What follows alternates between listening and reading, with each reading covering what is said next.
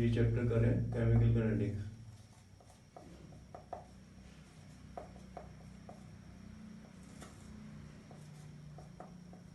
Video number 9। इससे पहले वाली वीडियो में हमने लास्ट वीडियो में ये किया था कोलिजन थ्योरी।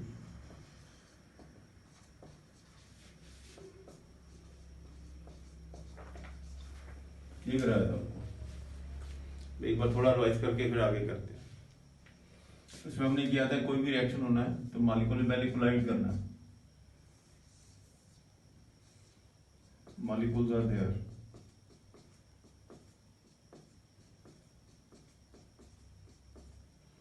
मॉलिक्यूल कोलाइड करेंगे तब प्रोडक्ट बनेंगे। फिर हमने किया था कि कोलाइड तो सारे ही करते हैं पर प्रोडक्ट सारे ही बनते हैं। कोलाइड तो सभी करेंगे, प्रोडक्ट थोड़े से बनेंगे। जिन्ना करके प्रोडक्ट बनते हैं उन्हें कहते हैं effective collision.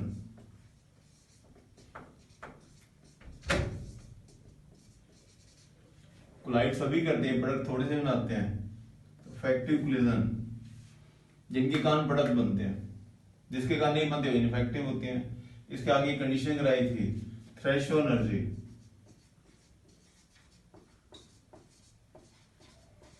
Energy and proper orientation,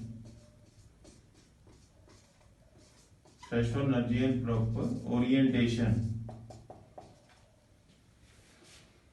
इसलिए आपको मान लिया था कि सपोज हर एक रिएक्शन की कोई थ्रेशोल्ड एनर्जी होती है, वो दिस इज थ्रेशोल्ड, वही 560 है।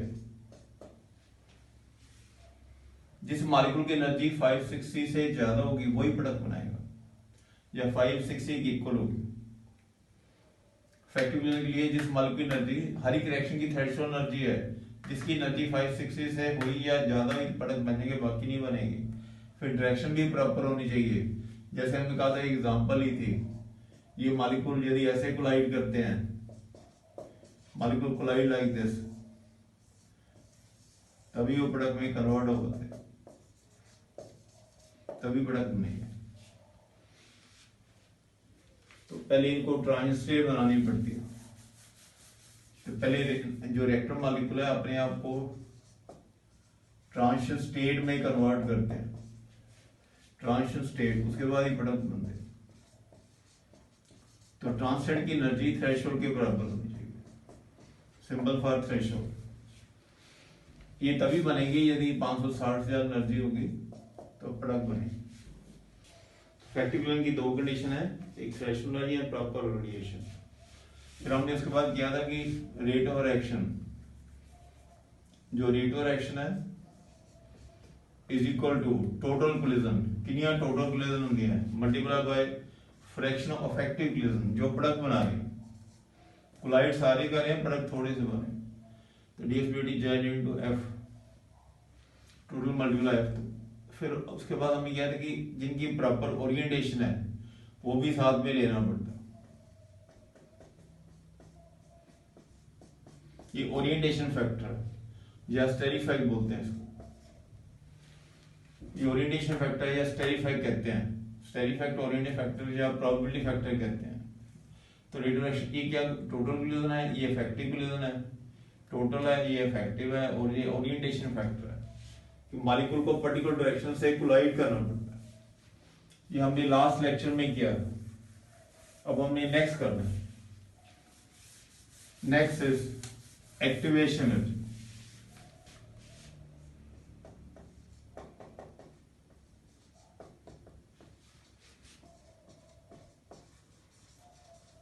इसका सिंबल ये रखते हैं, ये is extra amount of energy required, is extra amount of energy required.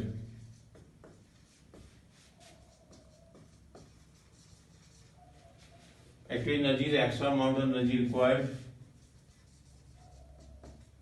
to convert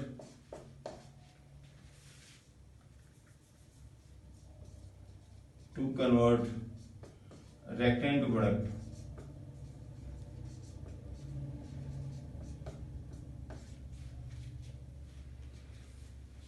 extramotive energy required to convert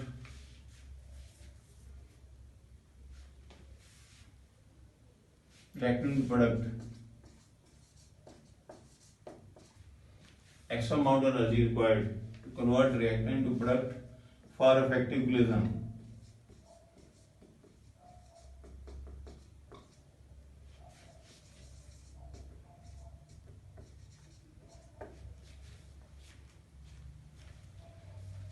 It is energy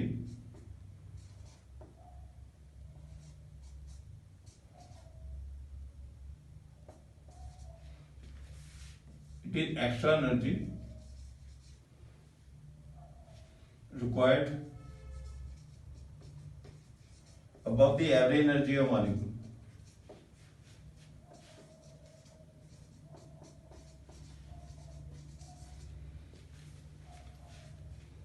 It is extra energy required above the average energy of molecule, energy of reactant,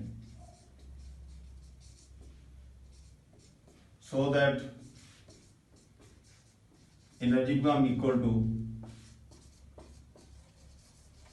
threshold energy.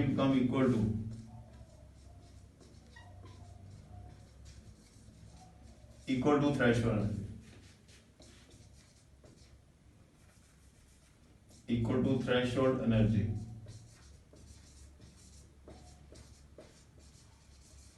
Equal to threshold energy.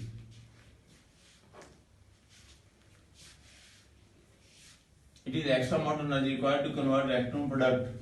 It is extra energy required above the average energy of reactant, so that convert into product. इसका जो formula होता है threshold active threshold energy is equal to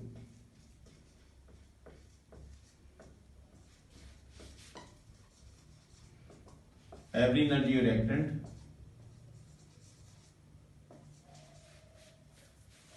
average energy of reactant plus activation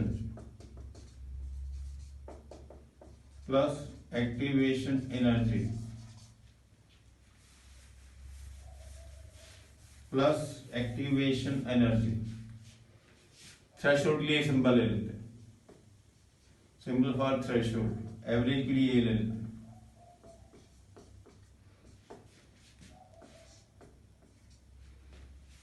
ये threshold energy है, enthalpy. HR means enthalpy और reactant. तो enthalpy energy होता है जब हम थर्मोडायनेमिक्स में पढ़ते हैं. Enthalpy means energy of reactant.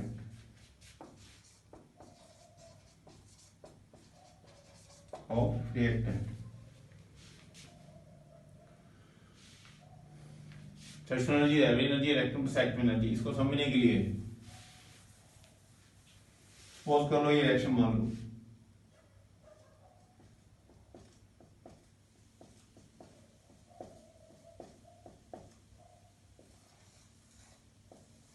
इन्होंने प्रोडक्ट में कन्वर्ट होना. इनकी मान लो कि थ्रेशोल्ड एनर्जी 560 है.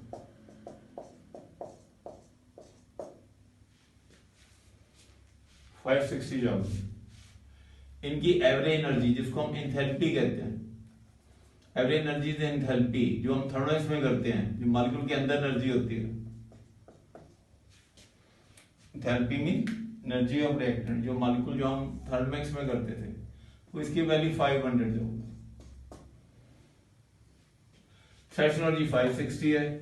फिर इनको 60 एक्स्ट्रा चाहिए. 60 required is extra. 560 is equal to 500 plus 60. ये हमने वैल्यू सपोज की है. ये एक्टिवेशन एनर्जी है, ये HR है और ये थ्रेशोल्ड एनर्जी. इतनी एनर्जी एक्स्ट्रा चाहिए.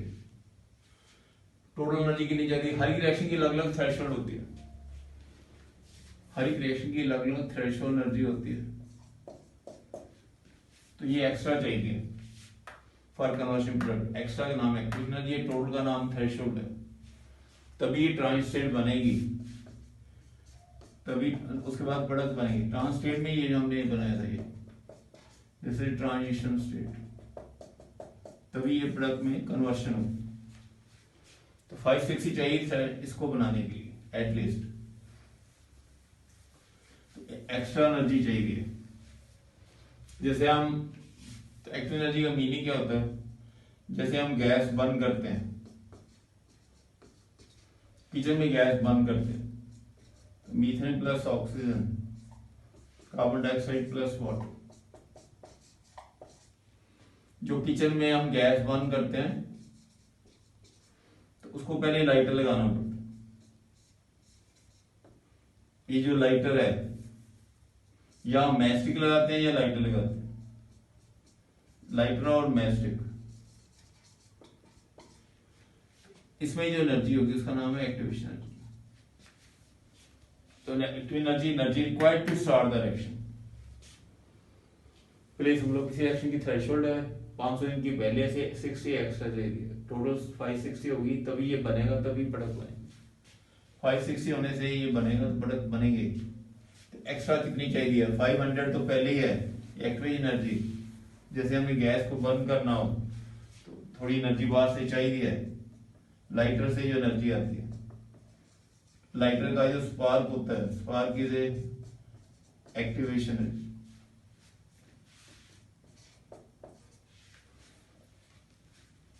Active energy required to start the reaction. Activation energy is energy required to start the reaction. To start बोलते हैं इनिशिएट।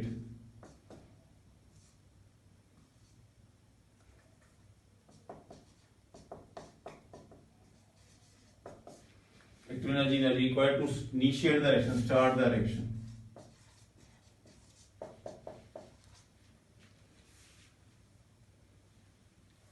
इसको ये भी कहते हैं एक्टिवेशन एनर्जी बैरियर। इसको ये भी कहते हैं, एक्टिव एनर्जी को ये भी कहते हैं एनर्जी बैरियर, कि इसके बिना रिएक्शन नहीं होगा।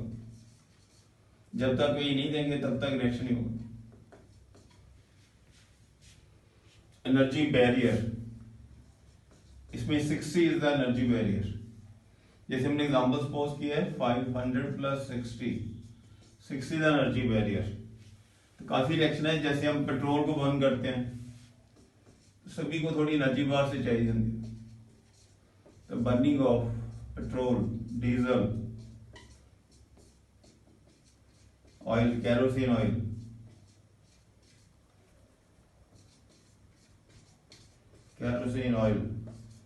या वुड कह सकते हैं, किसी को भी बर्न करना हो, सबको एवरीथिंग नीड एक्टिवेशन। जैसे हम कोई भी व्हीकल चलाते हैं तो पहले स्विच लगाते हैं ना, स्पार्क आता है उससे। हमने मान लो कोई कार चलानी है या स्कूटर चलाना है, कोई भी व्हीकल चलाना, तो पहले स्पार्क नहीं देते, स्पार्क से एनर्जी मिलती है उससे। जब हम गाड़ी चलाते हैं तो स्कूटर चलाते हैं तो पहले स्पार्क देते हैं, स्पार्क वाली एनर्जी का नाम एक्टिवेशन एनर्जी है। उसके बिना रिएक्शन होता नहीं है, पेट्रोल अपने आप तो बर्न करता नहीं, तो पहले आप उसको थोड़ी बाहर से एनर्जी प्रोवाइड करते हैं, लेकिन एक्टिव एनर्जी कंज्यूम नहीं होती, इट इज नॉट कंज्यूम। मान लो एक रिएक्टेंट है,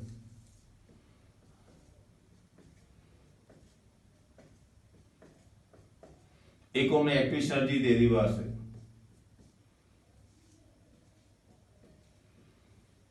मान लो हमने बाहर से इसको एनर्जी दे दी, तो ये प्रोडक्ट बन जाएगा।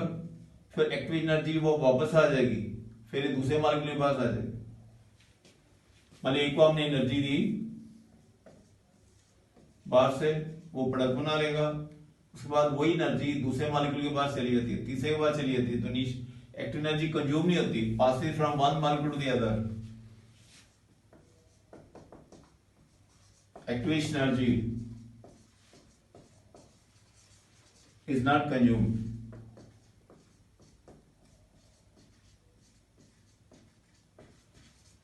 Active energy is not consumed. It passes from one molecule to the other.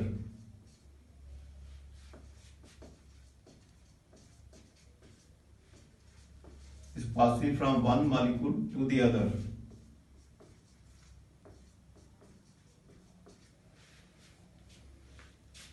कोई भी चीज बर्न करनी हो, पेट्रोल बर्न करना हो, डीजल, कैरोसिन ऑयल, वुड है, तो सबको पहले थोड़ी एनर्जी स्पार्क कहते हैं जिसको। तो एक्टिव एनर्जी कंज्यूम नहीं होती, एक मॉलिक्यूल से दूसरे तक भी पास करती है, तो गिवन ओनली वंस, एक बार ही देनी पड़ती है। गिवन ओनली वंस, एक बार ही हमें देनी पड़ेगी, बाद में नहीं देनी पड़ती। जैसे हम किचन में गैस बंद करते हैं तो स्टार्टिंग में देते हैं ना, बाद में तो गैस अपने आप बंद करती है। जब गैस चलाते हैं तो हम स्टार्टिंग में एनर्जी देते हैं, लाइटर से क्या देते हैं, लर्निंग के लिए लाइटर की जो एनर्जी है, लाइटर का स्पार्क होता है, वो एक्टिवेशन एनर्जी है, उसी रिएक्शन चलता है, फिर बार बार नहीं देनी पड़ती। It is differ from delta H. Activation energy differ from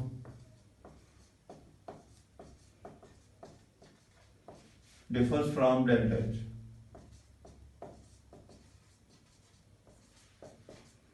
delta H तो इलेक्ट्रॉन की एनर्जी का डिफरेंस होता है। डेल्टा एच क्या होती है, इलेक्ट्रॉन से प्रोडक्ट है, इलेक्ट्रॉन की एनर्जी एच आर, इसकी एनर्जी एच पी, दोनों की एनर्जी का डिफरेंस।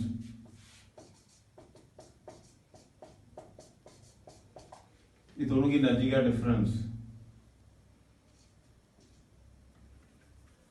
डिफरेंस को बोलते हैं डेल्टा एच। लेकिन एक्टिव एनर्जी तो एनर्जी टू स्टार्ट डायरेक्शन, और बार बार देनी नहीं पड़ती, एक बार स्टार्टिंग देनी पड़ती है टू स्टार्ट द रिएक्शन। ये डिफरेंट है, रिएक्शन को सब शुरू करने के लिए होती है, बाद में नहीं देनी पड़ती और कंज्यूम नहीं होती। इसको हम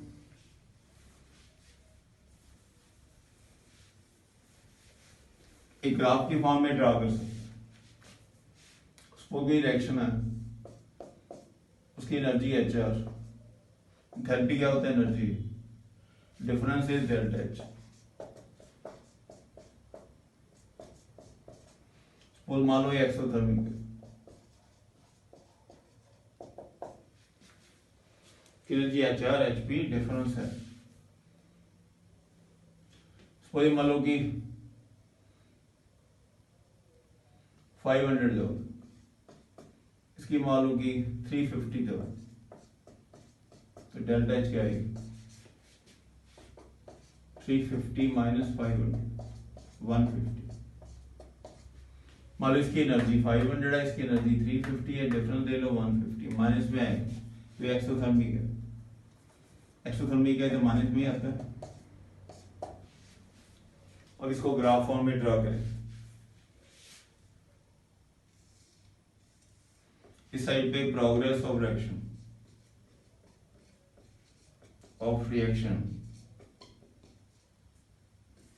प्रोग्रेस ऑफ रिएक्शन, इस साइड पे energy, energy means enthalpy,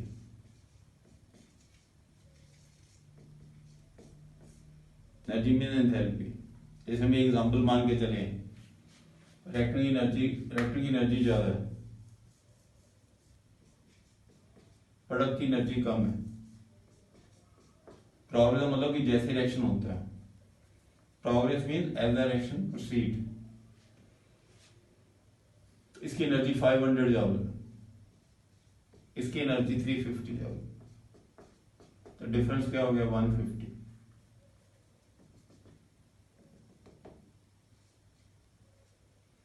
difference delta H, this minus 150,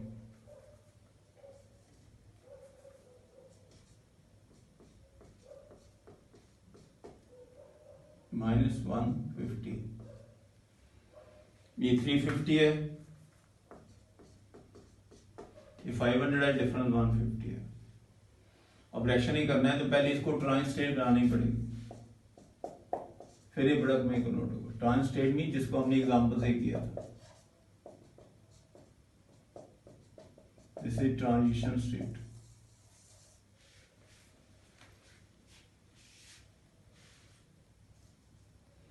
अभी रिएक्टेंट से product,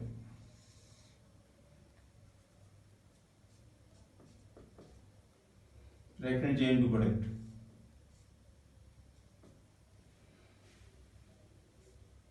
this is threshold energy. यहां से लेकर यहां तक।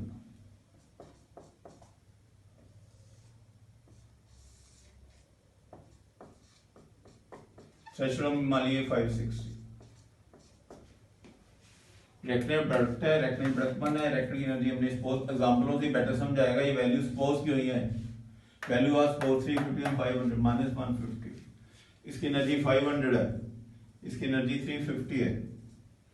ये कितनी एनर्जी है 500, ये कितनी एनर्जी है 350। तो इसको टोटल कितनी करनी है 560 ट्रांसलेट बनाने के लिए। फ्री प्रोडक्ट बनेंगे तो ये एक्स्ट्रा एनर्जी होगी, इसका नाम है एक्टिवेशन।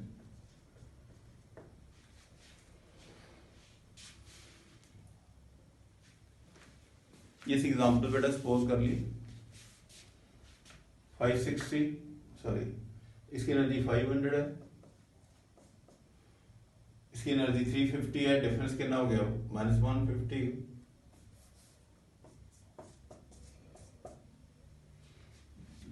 थ्री 500 डिफरेंस 150 हो गया। उसके बाद इसको एनर्जी बढ़ानी पड़ेगी ट्रांसफर बनाने के लिए, फिर ही प्रोडक्ट में कन्वर्ट हो जाएगी। तो पहले एनर्जी देनी पड़ती है, फिर लीज भी हो जाती है। इसका मतलब क्या हो गया, पहले देनी पड़ी फिर निकल आएगी। तो रेक्टेंगल से प्रोडक्ट बनाना है तो एक्टिव एनर्जी देनी पड़ती है, जो लाइटर से देनी पड़ती है। फिर जब प्रोडक्ट में दे देगा तो बाहर भी निकलेगा, कंज्यूम नहीं होगी। एक्टिव एनर्जी देंगे, रेक्टेंगल प्रोडक्ट बन जाएगा, ट्रांसलेट बन जाएगी, फिर प्रोडक्ट बन जाएगा, फिर वो एनर्जी लीज हो जाएगी। ये ग्राफ ये शो करता है कि पहले देनी पड़ी है फिर लीज हो जाती है। पहले एनर्जी दी, ट्रांसलेट बनी, फिर प्रोडक्ट में कन्वर्ट हो गया तो वही एनर्जी निकल आएगी। इसका मतलब इधर से इधर जा रहा है, वही एनर्जी वापस आ रही है। डेल्टा तो ये हो गया ना, डेल्टा ये वाला। पहले एनर्जी दी फिर वो रिलीज भी हो जाएगी। अब ये एनर्जी रिलीज होगी दूसरे मालिक के पास है,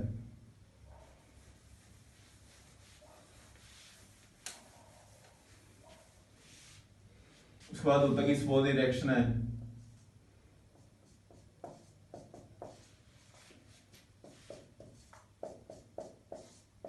ये रिएक्शन फास्ट है, ये रिएक्शन स्लो है, देखने में एक जैसे लगते हैं। फास्ट वाले की greater activation, smaller activation energy होती है, स्मॉलर एक्टिवेशन एनर्जी।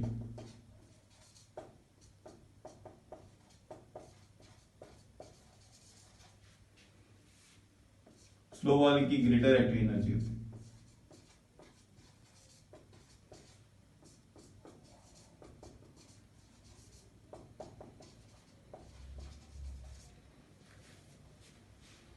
ये फास्ट है स्लो है, इसका रिएक्शन जल्दी हो जाता है, स्लो होता है। तो फास्ट वाले की स्मॉलर एक्टिव एनर्जी होती है, स्लो वाले की ग्रेटर एक्टिव एनर्जी होती है। तो smaller the active greater the rate of reaction,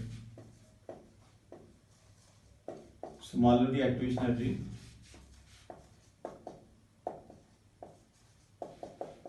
greater the rate of reaction.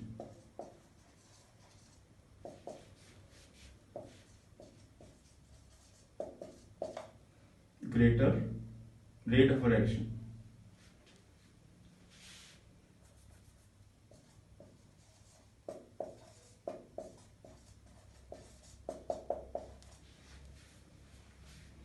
कोई रिएक्शन फास्ट है स्लो है, फास्ट वाली की कम होती है, इसकी ज्यादा होती है। Small active energy greater the rate of reaction. एक बार देखो ये रिएक्टेंट की ज्यादा एनर्जी है, प्रोडक्ट की कम है, डिफरेंस डेल्टा एच हो गया। एक्टिव एनर्जी डेल्टा से डिफरेंट होती है, इसके साथ इसका कोई लेना देना नहीं होता। Active energy, energy required for forming transition state, energy required for forming the transition state. तो इतनी एनर्जी चाहिए एक्स्ट्रा, फिर प्रोडक्ट बनेंगे, पहले देगी फिर वापस आ जाएगी, तो कंज्यूम ही होगी। और ये डेल्टा एच की वैल्यू नो रिलेशन में delta E H, no relation between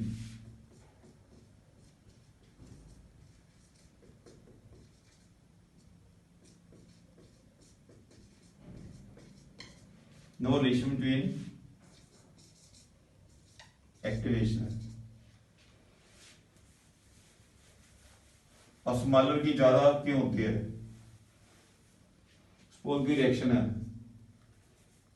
ए से बी, सपोज की एक्टिवेशन एनर्जी 40 जूल।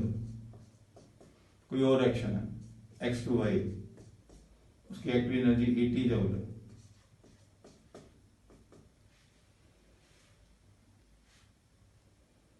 तो ये फास्ट होगा, ये स्लो होगा। उसका रीजन कैसे होगा? सपोज इसको हम 80 जूल एनर्जी देते हैं, सपोज इसके दो मॉलिक्यूल रिएक्ट करते हैं, 80 जूल देंगे, 40 इसके पास आ जाएगी, 40 इसके पास आ जाएगी, मतलब 80 जूल एनर्जी 40। तो इसके दो प्रोडक्ट बन जाएंगे। एक अकेले को एक चाहिए, 2x के मॉलिक्यूल है, अकेले को 80 चाहिए, तो रिलेटिवली स्लो हो जाए। तो इसकी एनर्जी 40 है, दो मॉलिक्यूल जाएगी, दो मॉलिक्यूल प्रोडक्ट में कन्वर्ट हो जाएंगे, इसे दो मॉलिक्यूल प्रोडक्ट में बनेंगे। इसमें एक ही बन पाएगा, ये फास्ट होगा, ये स्लो। वाली 80 जूल दी तो दोनों को चली गई है, 80 जूल एक को गई है, this will be faster, this will be slow. उसके बाद हमने ये करना है कि फैक्टर टेम्परेचर,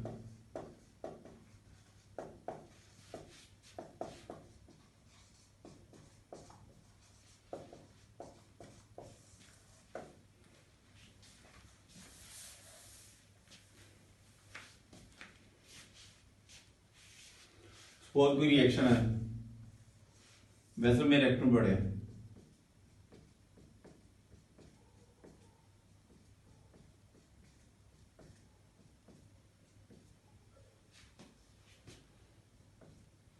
इसको इसका कुछ टेम्परेचर मान लो 20-70 सेंटीग्रेड, कुछ इसमें प्रोडक्ट बन रहे हैं, इसको हम नीचे से हीट कर दें,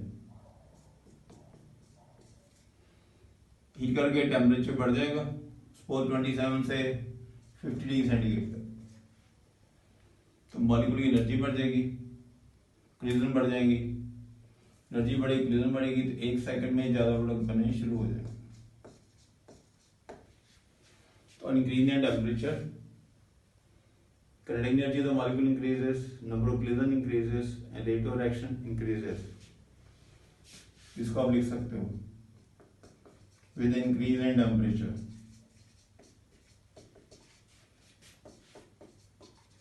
increase in temperature, kinetic energy of the molecule increases,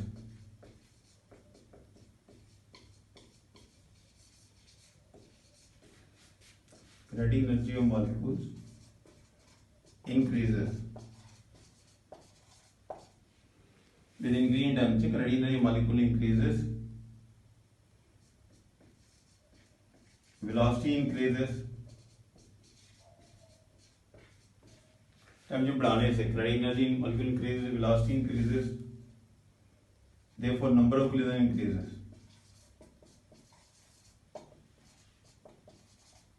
number of collision increases and rate of reaction increases।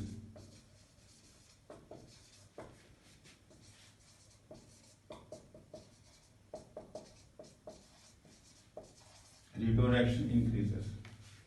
तो जब हम टेम्परेचर बढ़ाते हैं, मॉलिक्यूल की एनर्जी बढ़ जाएगी, वेलोसिटी बढ़ जाएगी, कोलाइड ज्यादा करेंगे, number of collision increases and rate of reaction increases. इसमें हमने टेम्परेचर चेंज किया, कांस्टेंट को चेंज नहीं किया, टेम्परेचर को चेंज किया तो अब हमारे पास ये रिलेशन होता है रेट ऑफ रिएक्शन का।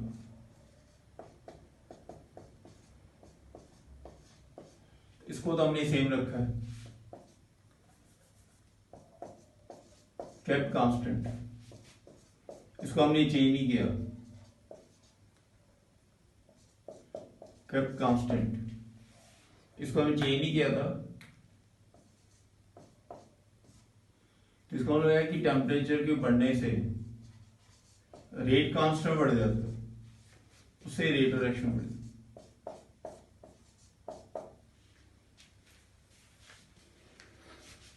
अब इसमें हम क्वांटिटी तो चेंज नहीं कर रहे, पहले 27 भी किया था, 50 भी कर दिया, नंबर ऑफ कोलिजन बढ़ के पहले कम प्रोडक्ट बने, ज्यादा बनेंगे, इसको तो हमने कांस्टेंट रखा है, तो फिर टेम्परेचर बढ़ने से रेट कांस्टेंट बढ़ता है, उससे रेट ऑफ रिएक्शन बढ़ता है। रेट कांस्टेंट बढ़ने से रेट ऑफ रिएक्शन में इंक्रीज आती है। With increase in temperature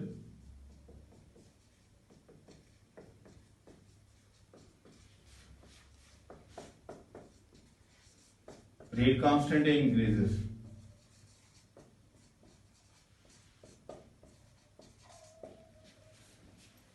Rate constant K increases.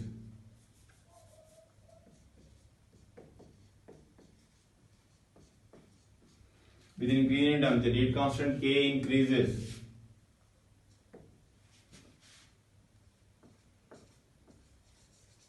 Therefore, rate of reaction increases.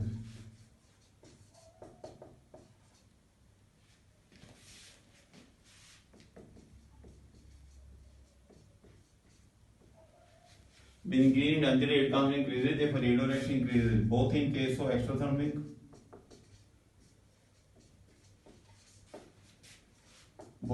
of exothermic and endothermic reactions.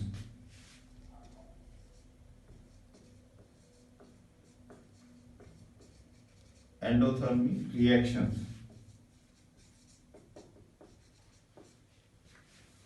Exothermic and endothermic reactions. और कोई reaction exothermic है, इसमें के टेम्परेचर डायरेक्टली है, एंडो में भी डायरेक्टली होगा, एक्सटेंडो में कोई चेंज नहीं हो जाएगा।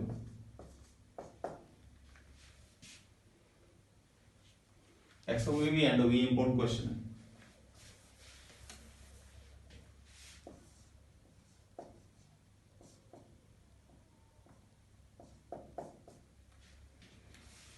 एक्सो चाहे एंडो, क्योंकि इससे तो इक्विलिब्रियम बढ़नी है, एक्सो एंडो में इक्विलिब्रियम बढ़ानी है, दोनों में इक्विलिब्रियम बढ़ेगी, दोनों में रेट, चाहे एक्सो हो या एंडो, उसके साथ कोई कंसर्न नहीं है। एक्सो हो चाहे एंडो, टेम्परेचर बढ़ाने से इक्विलिब्रियम बढ़ेगी। Both in case of exo and endo, number of equilibrium increases, therefore rate of reaction increases. Both in case of exothermic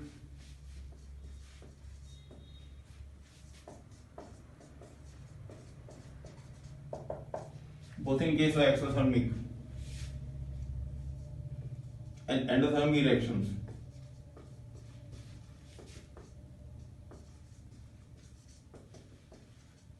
number of collisions increases.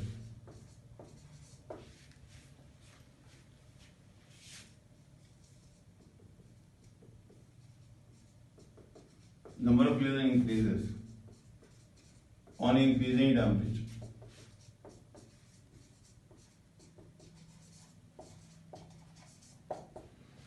Both in case of exothermic and endothermic reaction, number of collisions increases on increasing temperature. Therefore, rate of reaction increases.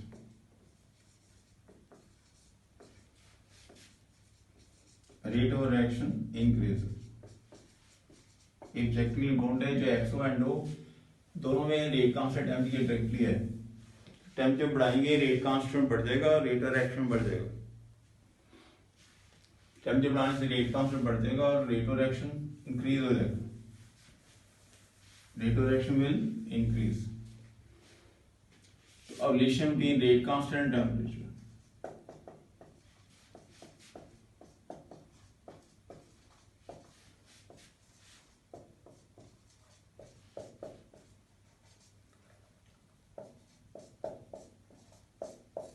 rate constant and temperature.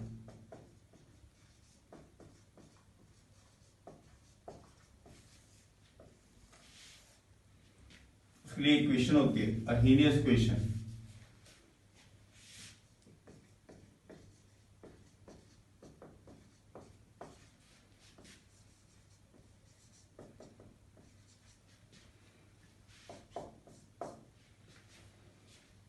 K is equal to A.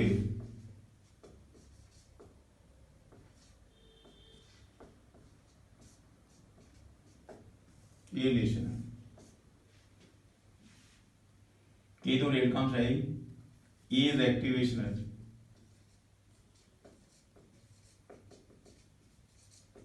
activation energy, T is temperature, R is gas constant.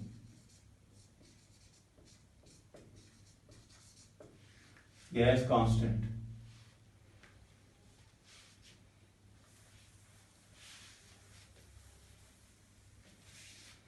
तो इसमें ए है जो pre exponential factor,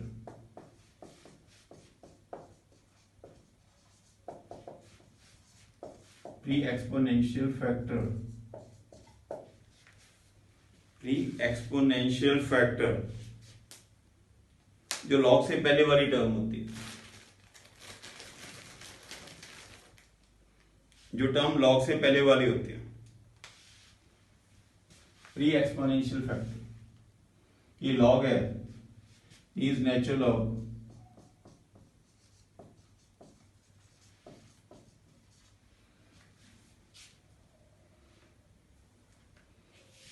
log to base ये होता है, this is natural log. इसमें एक को ये कहते हैं कि फ्रीक्वेंसी फैक्टर,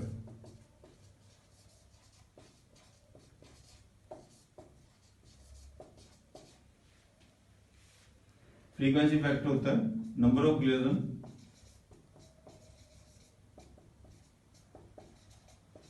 पर second, per second per CC.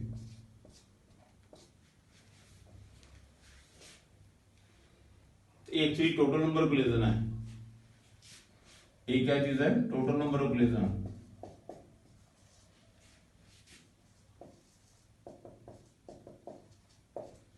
Total collision.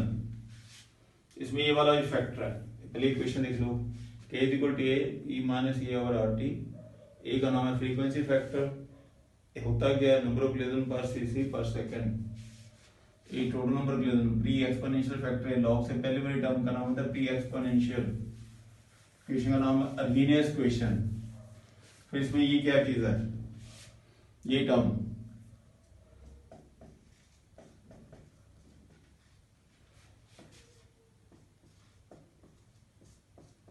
ये जो टर्म है, this term represent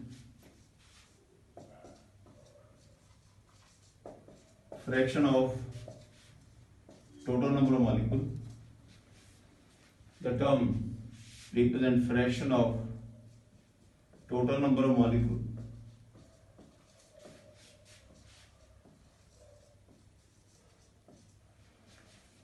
The term represent fraction of total number of molecules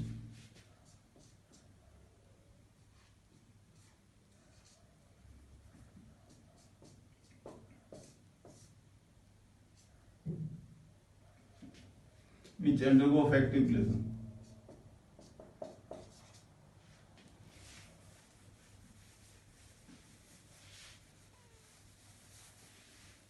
Which undergo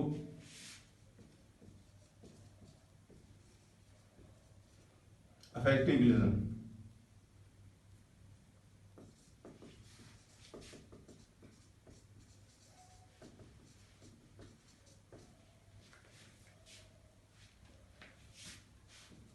fraction क्या हुई, fraction is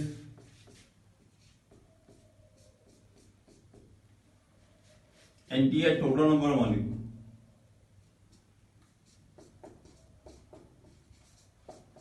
total number of molecules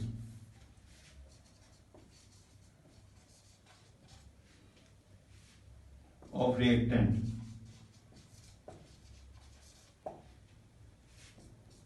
what is any molecule undergoing effective collision.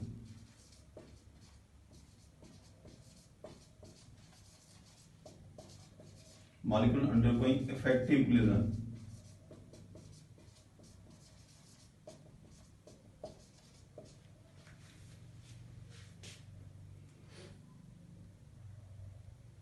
Molecule undergoing effective collision.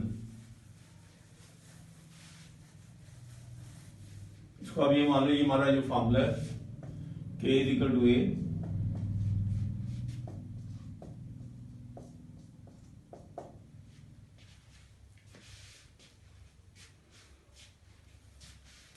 इसमें हम जो कहते हैं सभी molecule आपस में कोलाइड करते हैं, वो कोलिजन है।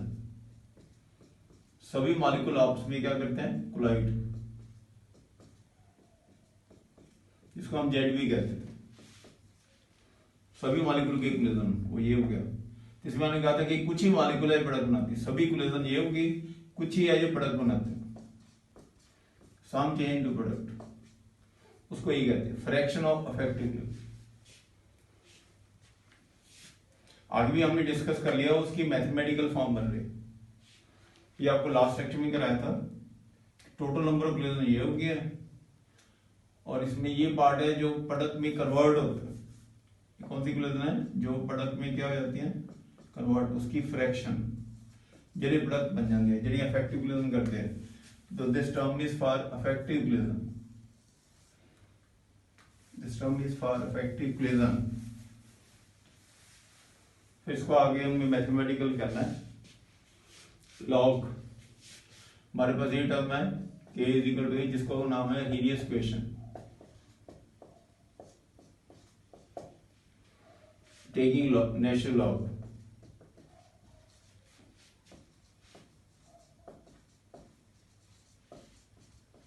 टेकिंग नेचुरल लॉग, तो लॉग के लॉग ए, ये लॉग लेंगे तो इसका पावर इधर आ जाएगी, इसका लॉग ले लो, log to the base e. Natural log क्या होता है? Log to the base e, log to the base e, natural log. Log के लॉग ए, इसका लॉग लेंगे तो पावर इधर आ जाएगी और कट जाएगा लॉग। लॉग के लॉग ए, इसका लॉग लेंगे कट जाएगा तो पावर इधर आ जाएगी। इसको अब ये मान लो कि रिएक्शन 2 टेम्परेचर पे हो रहा है। T1 टेम्परेचर है तो रेट कांस्टेंट K1, फिर टेम्परेचर T2 है तो रेट कांस्टेंट K2 है। टाइम के साथ रेट कांस्टेंट चेंज होता है।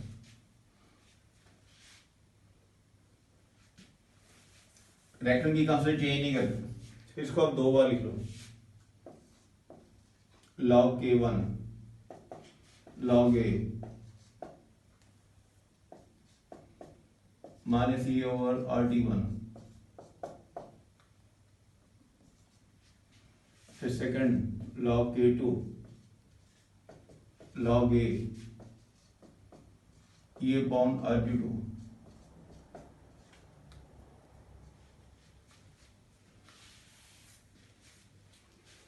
log एक टेम्परेचर है, दूसरा टेम्परेचर, फिर इसमें माइनस कर दो, इसमें इसको सब्ट्रैक्ट कर दो।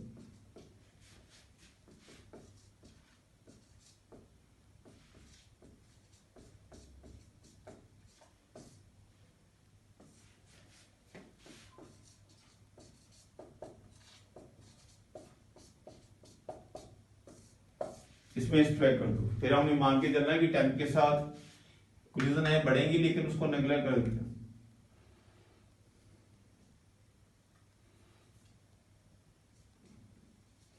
वैल्यू ऑफ ए, ये एक्चुअली कोलिजन है,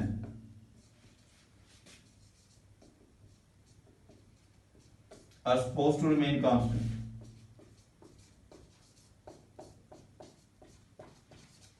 Value of equilibrium are supposed to remain constant.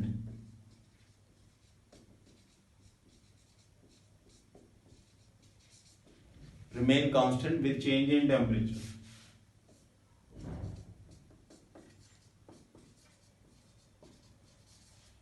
With change in temperature.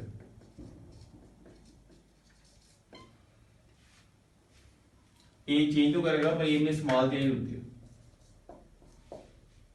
Value of ए अभी आना है, ये भी सपोज्ड टू मेरी कांस्टेंट भी चेंज इन टेम्परेचर। ए में स्मॉल इंक्रीज होती है, उसको उतना ही मान लेते हैं।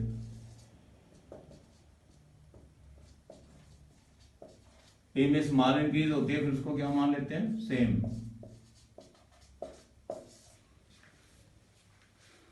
ए की वैल्यू टाइम के साथ, टेंथ के साथ चेंज होगी, फिर उसको हमने सेम मान के चलना है। उसको आप सिंप्लीफाई करोगे तो ये आ जाएगा log k2 by k1, minus sign है ना ये, इसमें ये तो कट जाएगा, इसको ओपन करोगे e ओवर RT1, ये माइनस माइनस क्या हो जाएगा, प्लस, माइनस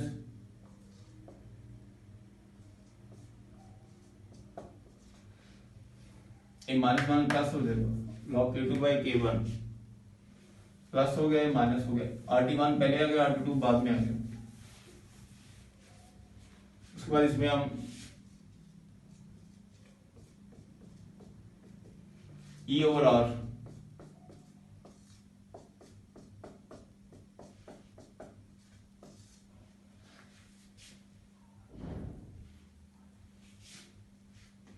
फिर इसको कन्वर्ट कर लेते हैं, log टू द बेस 10, इसे मल्टीप्लाई करेंगे।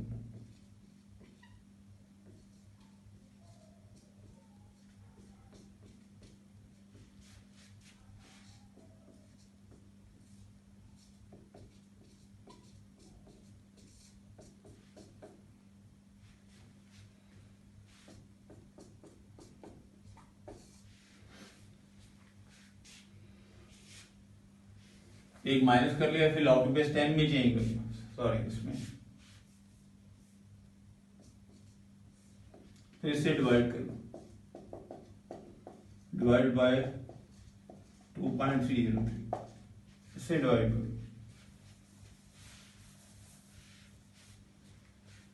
डिवाइड करोगे log k2 बाई k1,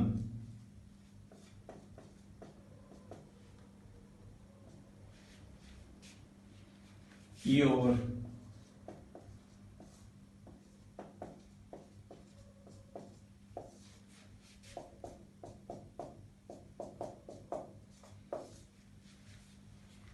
ये हमारा क्वेश्चन बन रहा है। सिंपली आपने क्वेश्चन लर्न कर लिया। आपको एक टेम्परेचर दिया हुआ तो उसके बराबर रेट कांस्टेंट होगा, ये टेम्परेचर है, ये रेट कांस्टेंट है, फिर दूसरे टाइम की टेम्परेचर T2 है, रेट कांस्टेंट K2 है, इतने K2 आएगा, K1 आएगा, फिर रेट कांस्टेंट है। उसके बाद ये है कि यदि हम अभी हमने किया कि रेट कांस्टेंट तो हम चेंज ही नहीं कर रहे, इसमें हम कोई चेंज नहीं कर रहे,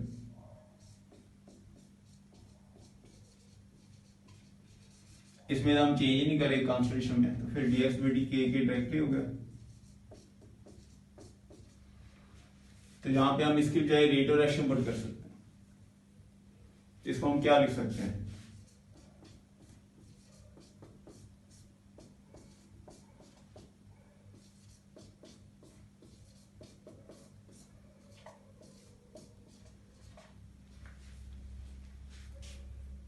इसमें हम ये वैल्यू पुट कर सकते हैं।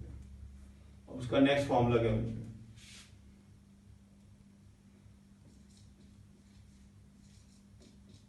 एक फॉर्मूला ये सेकंड फॉर्मूला,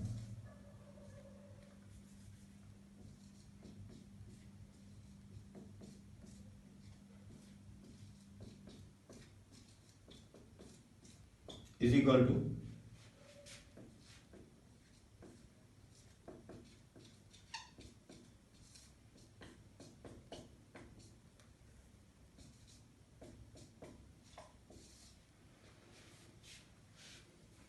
यदि आपको रेट कांस्टेंट दिया आप ये पुट कर लो, रेट डायरेक्शन ये पुट कर लो, सेम ही आएगा ना।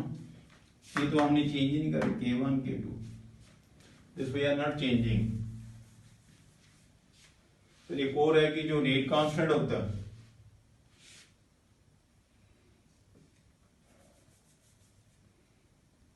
ये जो क्वेश्चन है it is applicable on any order, Arrhenius question is applicable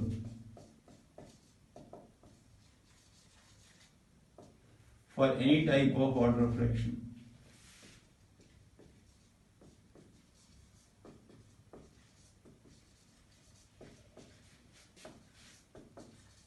इसका ऑर्डर के साथ कंसर्न नहीं है। Range equation applicable for any type of order of fraction. इस चीज का ऑर्डर से कोई कंसर्न नहीं है, चाहे जीरो ऑर्डर है, फर्स्ट ऑर्डर है, फर्स्ट है या सेकंड है या थर्ड है, सभी के लिए इक्वेशन एप्लीकेबल। चाहे एक्शन जीरो ऑर्डर हो, फर्स्ट ऑर्डर हो, सेकंड ऑर्डर, थर्ड हो, सबके लिए एप्लीकेबल। उसके बाद किसी भी ऑर्डर में हाफ लाइफ पीरियड के इनवर्सली होता है फॉर एनी ऑर्डर एक्शन।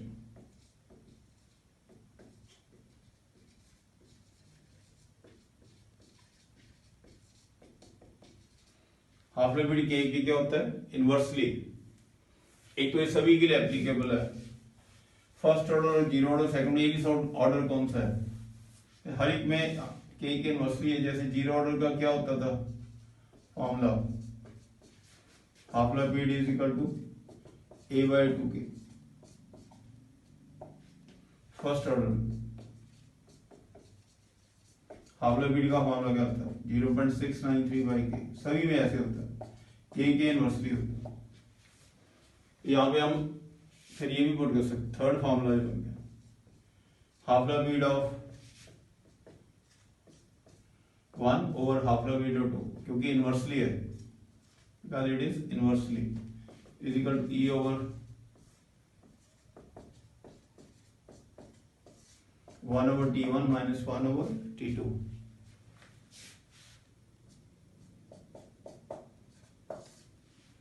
किसी भी ऑर्डर के लिए इनवर्सली है।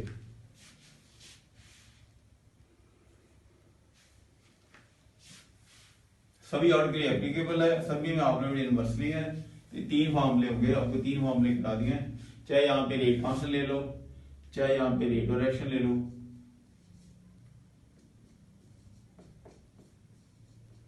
चाहे रेट और एक्शन ले लो, या हाफ लाइफ पीरियड ले लो। एक आप ये नोट लिख लो, विद टेम्परेचर के साथ हाफ लाइफ पीरियड डिक्रीज करता है with increase in temperature.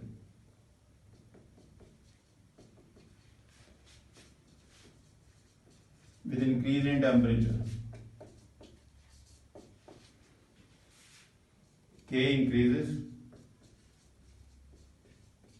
therefore half life period decreases.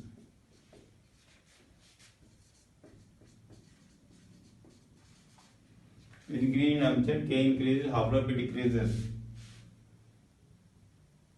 half life period temperature के inversely।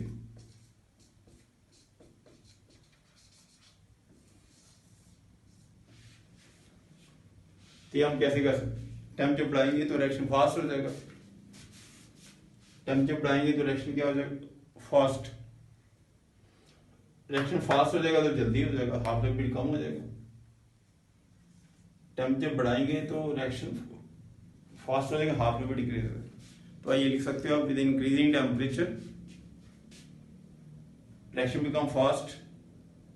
ये लिखना लिख लो आप, with increasing temperature, with increasing temperature reaction become fast, with increasing temperature reaction become fast, therefore half life period decreases, therefore half life period decreases।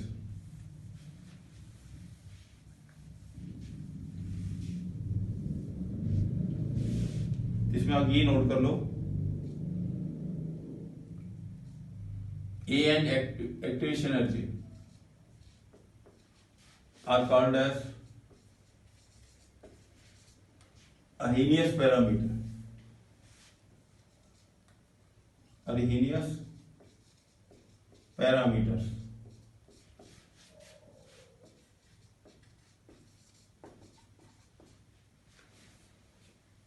A is the frequency factor, number of collision। अब इसके numerical के लिए, for numericals, इसमें इन दोनों के unit same होने चाहिए।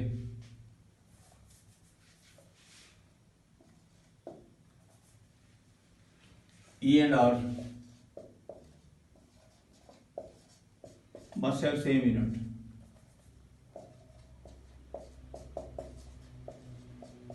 Must have same units.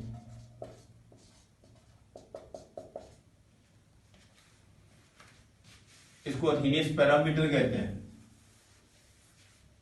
इसमें से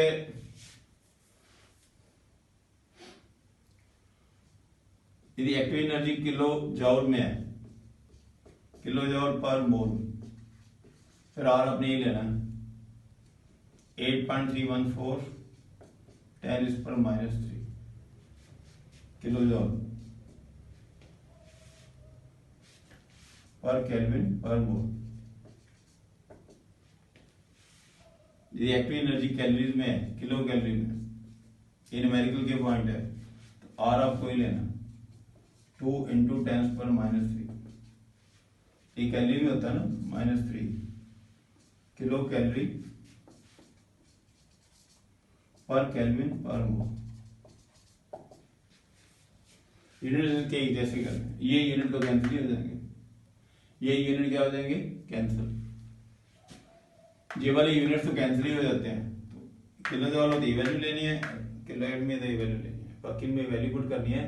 थोड़ी इसमें लॉग की प्रॉब्लम आती है, बाकी तो फॉर्मूला ही याद करना। प्रॉब्लम आती है लॉग की। अब ये फर्स्ट न्यूमेरिकल इसका in a reaction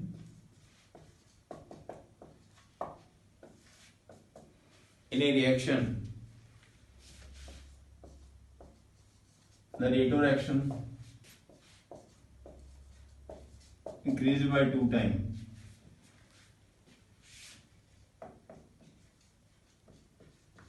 Increased by 2 times.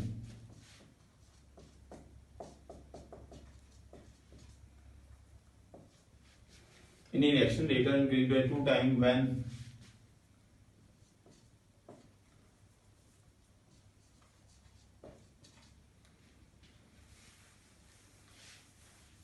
temperature increase from temperature is increased from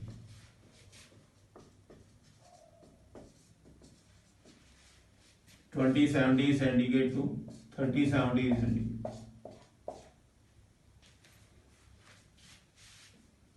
Calculate activation energy of reaction.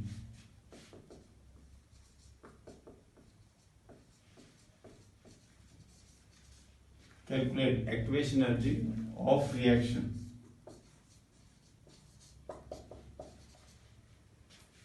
reaction.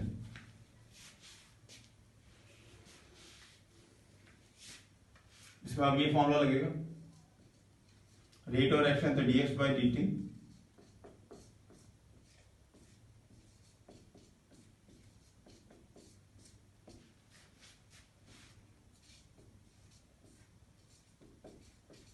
आपको क्वेश्चन याद करनी है 1/T1 - 1/T2।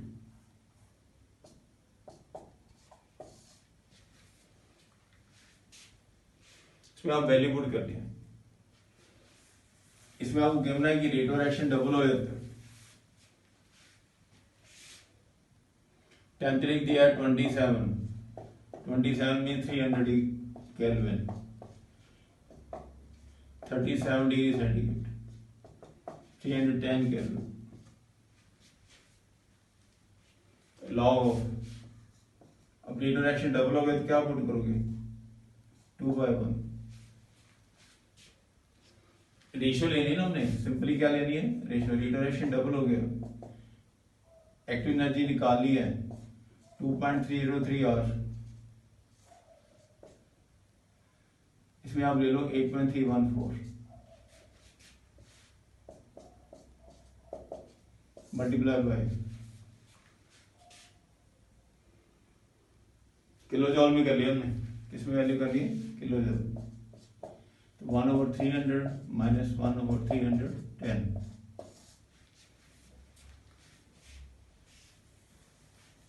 310। तो log 2 is 0.301, एक्टिव एनर्जी हमने सॉल्व करनी है 2.303, 8.314, 10⁻³ किलो जूल बनाने के लिए -3 से किया है।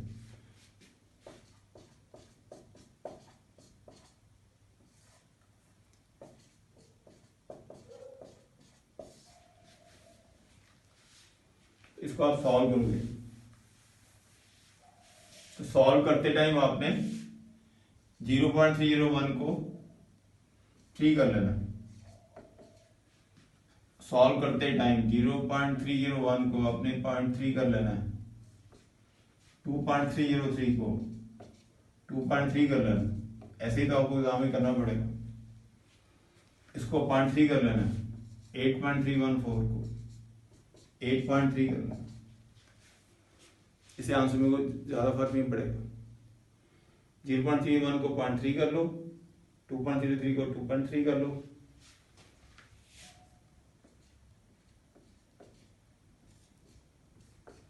एट पॉइंट 3 कर लो, फिर उसको सॉल्व कर लो। कैलकुलेशन से आप कर लो एक्टिव एनर्जी। यहां से इसका आंसर अप्रोक्सीमेटली 53 आएगा।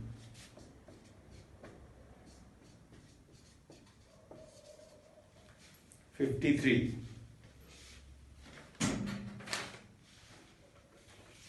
53.6।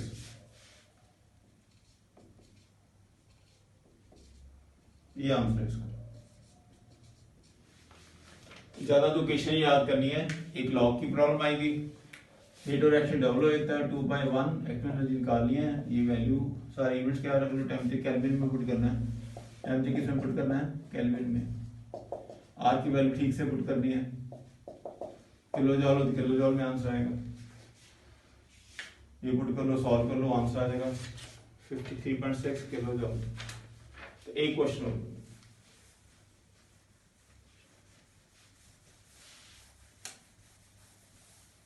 One more question.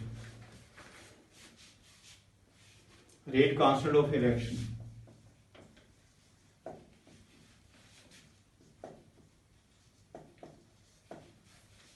Of a reaction. Reaction at 500 Kelvin and 700 Kelvin. Kelvin or 0.02 and 0.07 per second. Calculate value of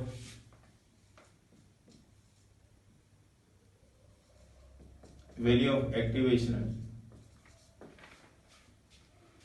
value of activation energy and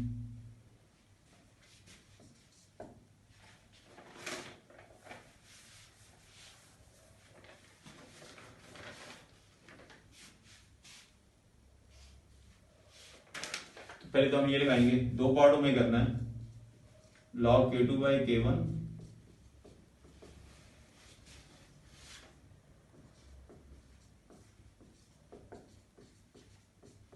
1/T1 minus 1/T2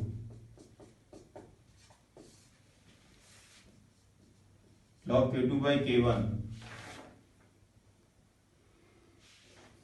ये आपको जो value दी है 0.07, 0.02,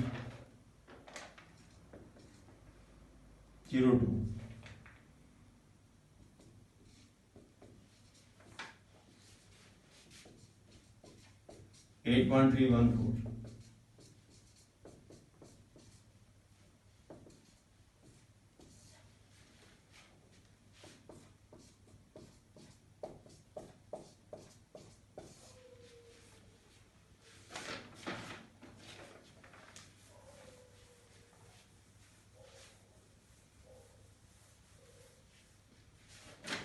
इसमें बेटा आपको log 7/2 हो जाएगा।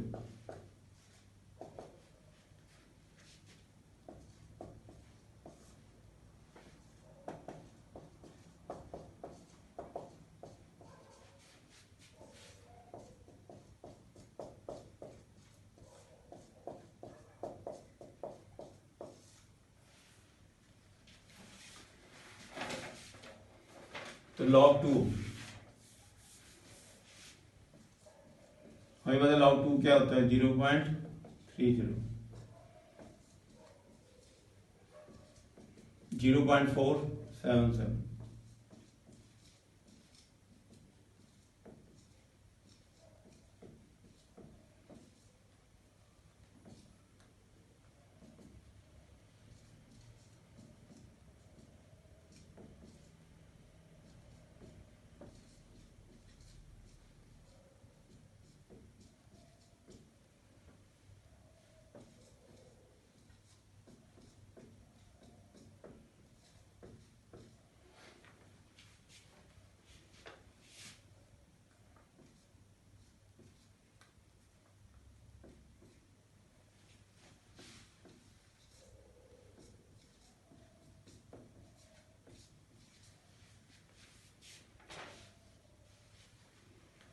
ये सारे लॉग हैं, इतने की आपको जरूरत पड़ेगी, इससे सारा काम चल जाएगा कंपटीशन के लिए। 0.01477 845 1.41 141 चेक भी कर लो आप पहले जब इसको आप सॉल्व करोगे।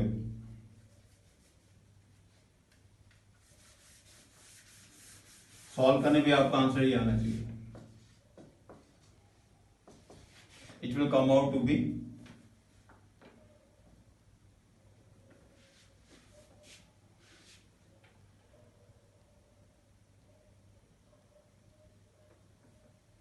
18/23 चेक कराना किलो जॉल।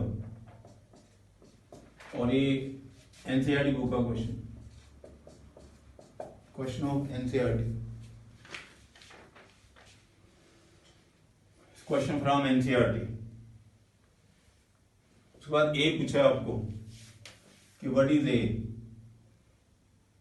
पहला आंसर ये हो गया। सेकंड पार्ट इस क्वेश्चन को हमारे पास इक्वेशन थी लॉग के लॉग ए ये ओवर 2.303 RT, ये वाली इक्वेशन थी। ए को बोलते हैं frequency factor, frequency factor.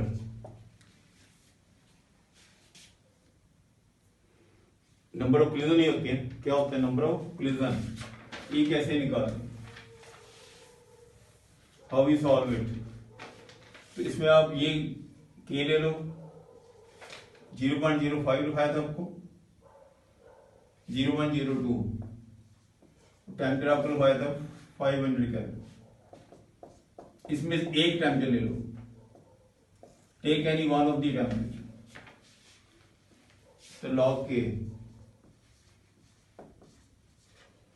Log A हमने निकालना है माइनस एक्टिवेशन एनर्जी। हमने फर्स्ट फैक्टर से निकाली, उसकी वैल्यू थी 18.23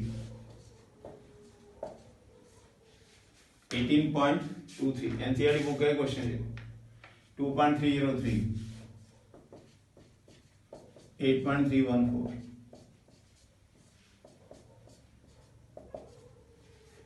-3 टेम्परेचर इज 500। हमने ये के और ये टेम्परेचर लिया, मतलब K1 और T1 ले लिया। आप दूसरा टेम्परेचर भी ले सकते हैं, you can take other temperature. ये आप सॉल्व करोगे तो क्या आ जाएगा 2 × 10⁻²। तो log 2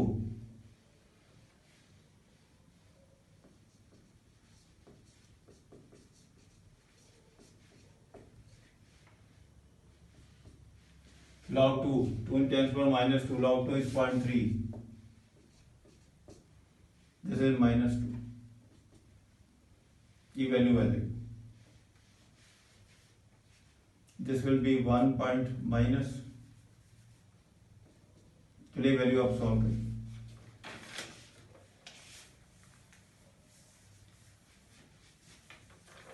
फिर पूरे को सॉल्व करोगे तो log A is equal to log 2 हमने निकाल लिया 0.301 -2 2 × 10⁻², log ए ये वैल्यू होगी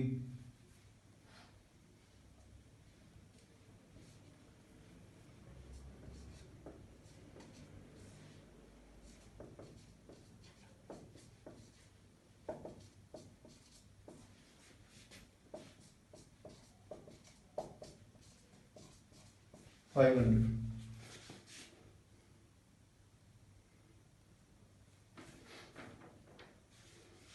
इसको जब पूरे को सॉल्व करते हैं,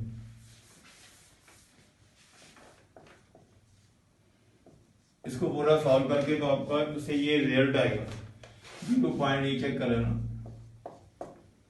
2 इंटू -2 है, log 2 हो गया, -2 हो गया, ये -2 आ जाएगा, ये वैल्यू पुट कर लो, माने ये फैक्टर कर दो, इसको आप इधर ले आओ,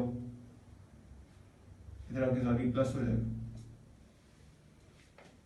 इसको आप इधर लेके आओगे तो प्लस हो जाएगा, ये तो कम आउट होगी प्लस, फिर सॉल्व करके ये आंसर आ जाएगा। और इसमें आप इसका हमें एंटी लॉग देना पड़ेगा, एंटी लॉग, पर एंटी लॉग गांव में गिवन नहीं होते, नॉट गिवन।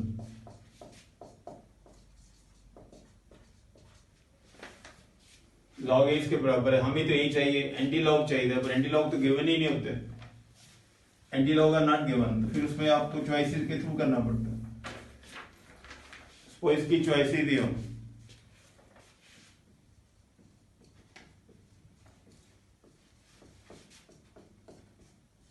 चॉइस को देख के करना पड़ता है। मतलब आपको इसमें चॉइस दी हुई है सपोज 1.6, मैंने एक ही बनाई है अभी, तो 1.6 का आप लॉग देखोगे ये वैल्यू आ जाएगी, एंटी लॉग तो गिवन ही नहीं होता है। फिर इसमें आप इसका मान लो चॉइस है 1.6 का लॉग देखोगे तो कैसे देखेंगे, लॉग 1.6 कैसे देख सकते हैं, लॉग 16/10, फर्दर इन क्या लिख सकते हैं, लॉग 2 रेज़ टू पावर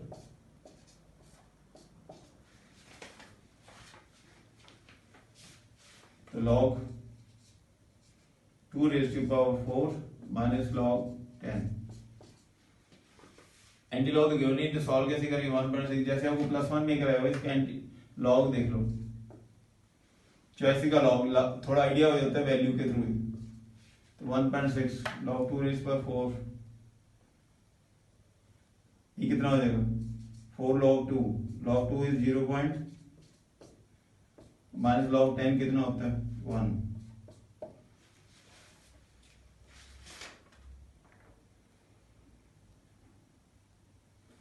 तो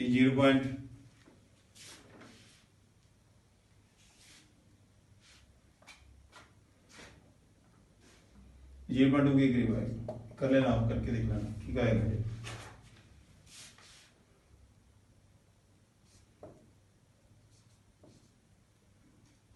ऐसे आ जाएगा, 4 से करोगे 4 0,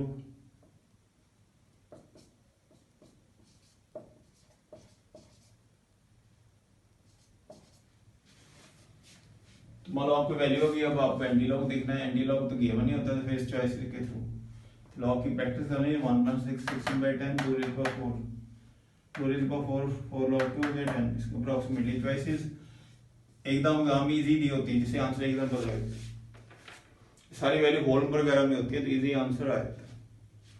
तो आज हम ये इतना करेंगे,